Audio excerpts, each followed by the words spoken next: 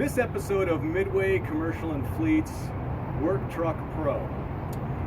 Today I'm going to answer some questions that we've got from various clients that have come into the dealership and or that we've talked to out in the field. And one of the ones that I get most frequently is, what is the difference between a contractor body and a combo body? And why would I use one over the other? And just as an example, most of when people talk about contractors and contracting trucks and most of the trades, they're using some type of service body truck. Basic service body truck is a pickup that's had the bed removed and then replaced with a dedicated tailgate bed that has boxes and maybe a ladder rack or other accessories built into it, so that it's specifically designed for their trade.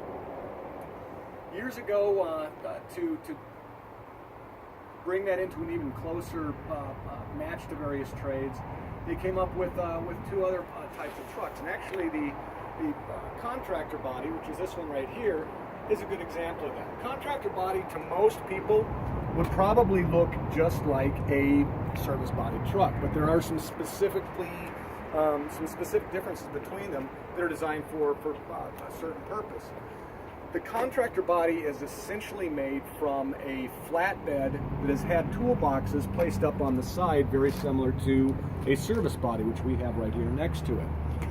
It looks like a service body truck, but it is essentially a contractor bed. If you look down the side of this truck here, it is one contiguous heavy-duty bed.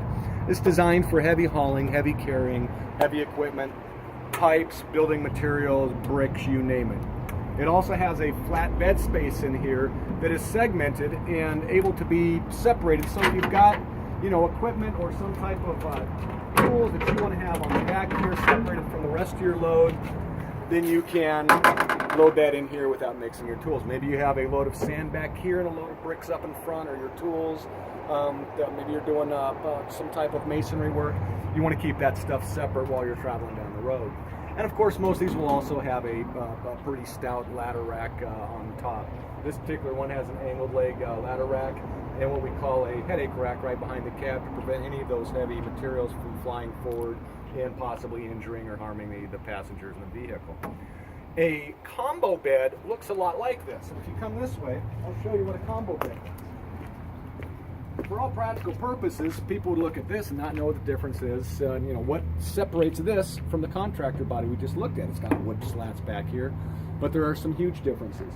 For one, it is not based off of a flatbed. There is no contiguous beam, there's no contiguous floor that goes all the way back here.